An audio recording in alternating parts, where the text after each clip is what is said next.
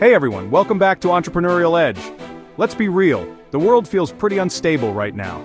Today, we're diving into how the ultra-wealthy are preparing for a potential World War III.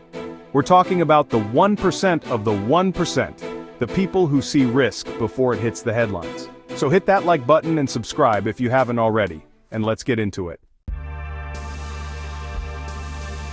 The first thing that sets the ultra-wealthy apart, options. And nothing screams options like multiple citizenships. We're not just talking about having a second passport, we're talking about countries where you can literally buy your way in. These golden visas can cost millions, but for the super rich it's a small price to pay for a guaranteed escape route. Think about it. If things go south, borders slam shut. A second citizenship isn't just a piece of paper, it's permission to exist somewhere safe. The ultra-wealthy rarely keep all their eggs in one basket, especially when that basket is a potential war zone. They diversify their income streams across multiple countries and currencies. Think rental properties in Southeast Asia, tech startups in Silicon Valley, and maybe even a good old-fashioned Swiss bank account. They're hedging against economic collapse in any one country. Have you ever noticed how certain countries seem to attract the ultra-wealthy like magnets? We're talking Switzerland, Luxembourg, those historically neutral havens, places like Portugal with its golden visa program, or even Mexico for a quick escape from the US are becoming billionaire hotspots. And then there are the more remote, stable spots, Dubai, Singapore, even New Zealand and Australia. When SHTF, the ultra-wealthy aren't worried about traffic jams. They've got helicopters on standby, private jets fueled and ready, and even motorcycles stashed away for a quick escape.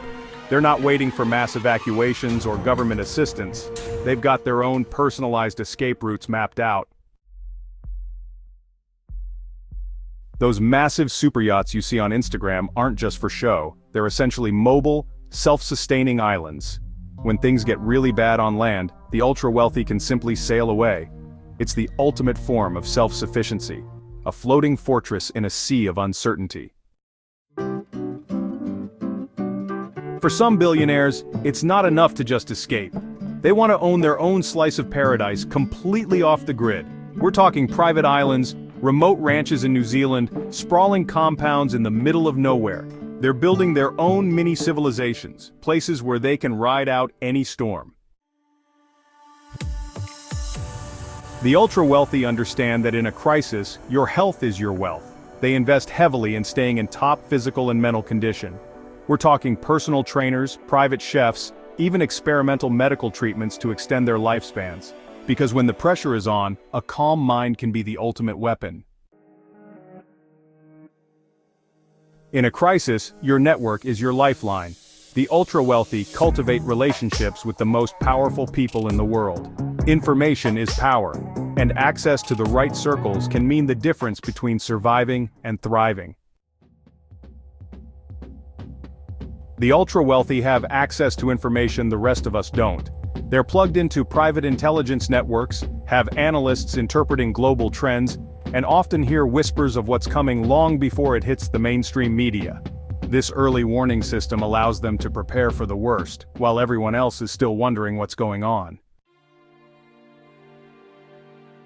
Forget the image of a dusty basement with canned goods. The ultra-wealthy are building luxury bunkers that are more like underground condos. These bunkers are designed to maintain a certain standard of living, even when the world outside is in chaos. When the world goes to hell, the ultra-wealthy don't call 911. They have their own private security forces, staffed by former military personnel with skin in the game. This isn't just about personal protection, it's about maintaining order and control in a world that's lost its mind.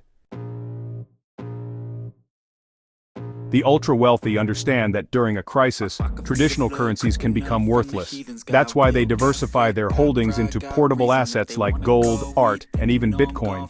While still volatile, Bitcoin represents a decentralized, censorship-resistant store of value that can be transferred globally with the push of a button. The cycle of profit doesn't end with war. The ultra-wealthy are also invested in the companies that rebuild after the bombs stop falling. It's a cycle that repeats itself throughout history: conflict, followed by reconstruction, followed by more conflict. That was a lot to take in, right? It's easy to feel overwhelmed, maybe even a little cynical. But here's the thing, money might buy options, but it can't buy happiness. So while it's fascinating to see how the ultra-wealthy prepare for the worst, remember that true wealth comes from the connections we build, the kindness we share, and the love we cultivate in our lives. If you found this insightful, hit that like button and subscribe for more. This video is to remind you to stay informed, stay prepared, and most importantly, stay human.